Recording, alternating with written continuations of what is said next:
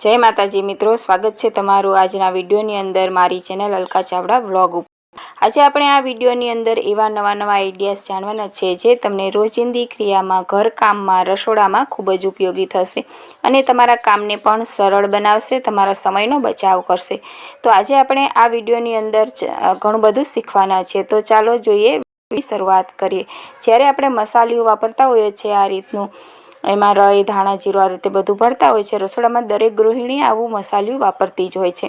तो एने साफ करवा ज्यारे लेता होय छे त्यारे नीचे आ रीतना बधुं ढोळाई गयुं, अमुक वखत ढोळायेलुं होय छे, थोडुं थोडुं ढोळाता आ रीते भेगुं थई जतुं होय छे।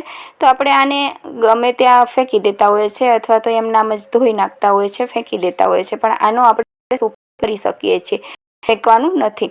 तो आपणे आ बधो जे मसालो मिक्स ढोळाई गयेलो छे अने आपणे एक वासणमां काढी लईशुं, वाटकीमां।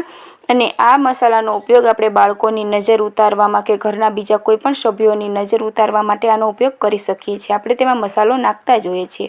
हवे आपणे बीजी टीप जोईए। तो ज्यारे फ्रीजमां खूब ज बरफ जामी जतो होय अने आपणे जे जरूर नथी एवो वधारानो बरफ जामी जतो होय त्यारे शुं करवुं? तो फ्रीज साफ करता आपणे खूब वार लागे छे। तो आ रीते आपणे फ्रीज साफ कर्या पछी थोडुं थोडुं एनी अंदर मीठुं भभरावी देवानुं छे। एटले के फ्रीजरमां आ रीते मीठुं स्प्रांकल करी लेशो एटले झड़पथी बरफ जामे नहीं। आपणे जोईए ए जामशे पण वधारानो नहीं जामे। अने हवे जोईए टिप्स नंबर 3। तो आपणे ज्यारे कोईपण अनाजनी अंदर, दाळनी अंदर, चोखानी अंदर धनेरा पड़ी गया होय अने एने साफ करवा बेसीए अने खूब धनेरा पड़ेला होय तो आपणे चाळता होय तो नीचे जे वासण राख्युं होय एमां चढ़ी अने धनेरा घरमां चालवा लागता होय छे। तो घरमां आपणे धनेरा चालवा लागे तो बीजी वस्तुने खराब करशे एवो आपणे डर रहेतो होय छे। આપણે અહીંયા સરસ મજાની ટ્રિક્સ અપનાવવાની છે। તમે જોઈ શકો છો હું આ રીતે ચાળું છું તો એમાંથી ધનેરા ધારે ચડી અને ફટાફટ બહાર નીકળવા લાગ્યા છે, કારણ કે આમાં ધનેરા ખૂબ થઈ ગયેલા છે। તો હવે આપણે એનો ઉપાય કરી શકીએ છીએ। 1 ગ્લાસ પાણી લઈ લેવાનું, જે વાસણમાં ચાળવાના હોય એમાં નાખી દેવાનું અને પછી આપણે ચાળવાનું। તો તમે જેમ ચાળવાનું ચાલુ કરશો એમ જ એમાં ધનેરા જે કાંઈ છે એ બધા પાણીમાં નીચે પડશે, એટલે એ ઝડપથી ધાર ઉપર ચડી શકશે નહીં અને બહાર તો બિલકુલ નહીં નીકળી શકે। તમે બહાર એને ફેંકવા જશો ત્યારે એ બહાર ઘરની બહાર જતા રહેશે, પણ ઘરમાં ઉતરશે નહીં। આ આઈડિયા ખૂબ જ સારો છે।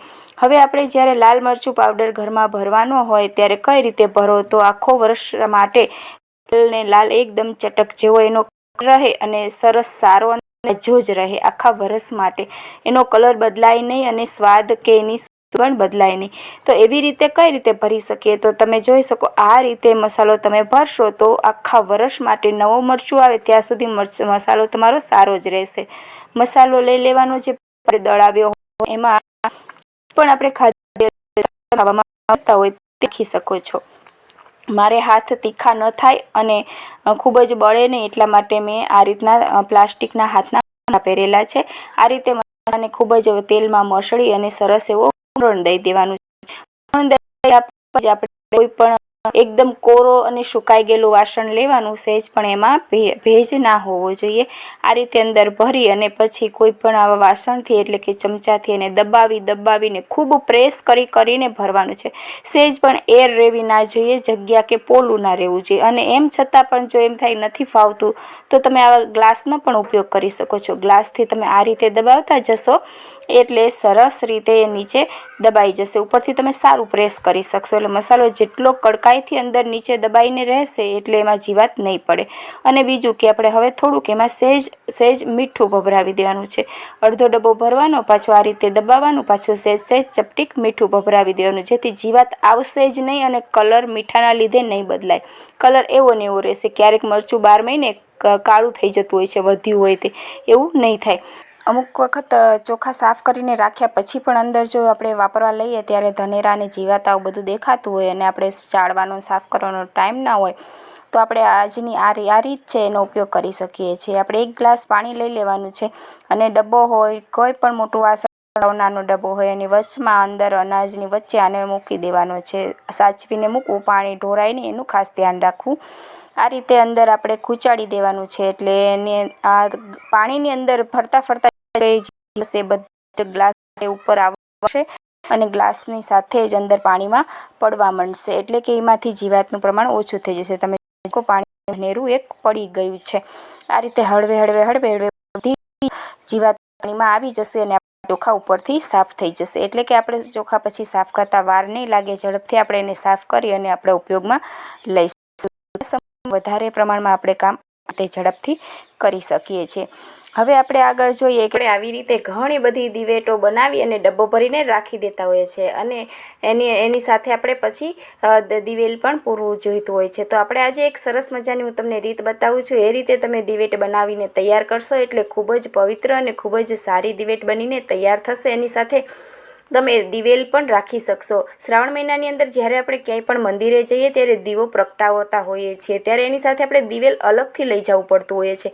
પણ આ રીતે તમે દિવેટ બનાવશો તો તમારે દિવેલ અલગથી લઈ જવું નહીં પડે, તેની સાથે જ આવી જશે અને ખૂબ જ એવી સરસ એવી આ રહેશે પણ ખરી. ક્યાંય વસ્તુ બગડવાની, ઢોળાવાની કે તેલવાળી ચીકણી થવાની વસ્તુ કોઈ બીજી આજુબાજુમાં બગડશે પણ નહીં.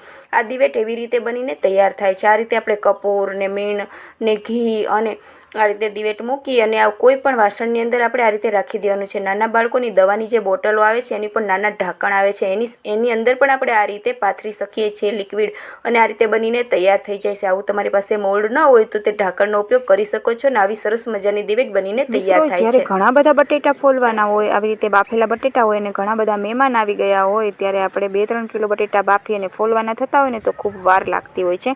ત્યારે આપણે આ રીતે નહીં ફોલવાના. તમે જો આગળ ટ્રીપ્સમાં આપણે જોઈએ એ રીતે તમે બટેટા ફોલશો તો ખૂબ જ ઝડપથી બટેટા ફોલાઈ જશે. આ રીતે બધા બટેટાના 2 ફાટ કરી નાખવાના, અથવા તો આપણે 1ના 2 બટેકા કરીને બાફેલા હોય તો સીધા જ લઈ લેવાના અને આ રીતે કોઈ પણ વાસણ ઉપર મૂકી દેવાના છે અને એની ઉપર બીજું કોઈ પણ છીબું અથવા તો થાળી સીધી રાખી અને આ રીતે હળવે પ્રેસ કરશો ને એટલે બટેટાની છાલ છે ને ઓટોમેટિક એનાથી બટેટાથી છૂટી પડી જશે અને પછી તમે જોઈ શકો છો કે ખૂબ જ સરસ રીતે બટેટું એકદમ સાફ થઈ જશે. અને જો તમારે છૂંદવાના જ હોય તો તમે એકદમ વધારે પ્રેસ પણ કરી શકો તો ઝડપથી નીકળી જશે.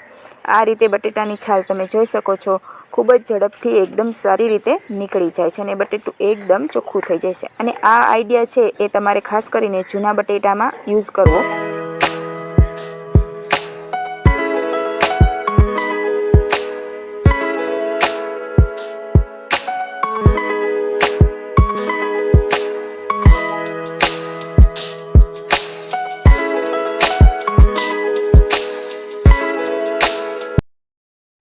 જ્યારે તાત્કાલિક જ પાણીપુરી બનાવવી હોય અને ચણા બાફીને નાખવાની જરૂર પડે એમ હોય તો તાત્કાલિક ચણા બાફીને કેવી રીતે નાખવા, એ કાચા ચણા ઝડપથી કેવી રીતે બફાઈ શકશે? તો આ રીતે આપણે એને બાફી શકીએ છીએ, ઝડપથી બફાઈ જશે. બરફની અંદર ગરમીનું પ્રમાણ ખૂબ હોય છે તો આપણે પહેલાં બરફ નાખી દેવાનો છે અને પછી કાચા ચણા નાખી દેવાના છે અને થોડુંક પાણી નાખવાનું છે અને પછી આ રીતે આપણે 1 ચમચી મીઠું નાખી દેવાનું છે. એટલે કે મીઠાનું પ્રમાણ આપણને ફાવે એટલું જ નાખવાનું છે. પછી આપણે 20થી 25 સીટીઓ પડવા દેવાની છે. આ રીતે સીટીઓ પડી જાય પછી આપણે કુકર ખોલી અને ચેક કરી જોઈએ કે જુઓ તમે જોઈ શકો છો કે કાચા ચણાની જે પરત હોય છે એકદમ ફૂલાઈને સરસ થઈ ગઈ છે, એટલે કે ચણા આપણા બરાબર તૈયાર થઈ ગયા છે. આ રીતે તમે બંને આંગળીમાં લઈ અને પ્રેસ કરી જુઓ તો જોઈ શકો છો કે કેવા સરસ ચણા બફાઈ ગયા છે. માત્ર 15-20 સીટીઓથી બફાઈ જાય છે અને એ પણ ખાસ કરીને બરફ નાખવાથી. બરફ નાખીએ તો ચણા ખૂબ જ ઝડપથી બફાઈ જાય છે. વિડીયો તમને ગમ્યો હોય તો લાઇક, શેર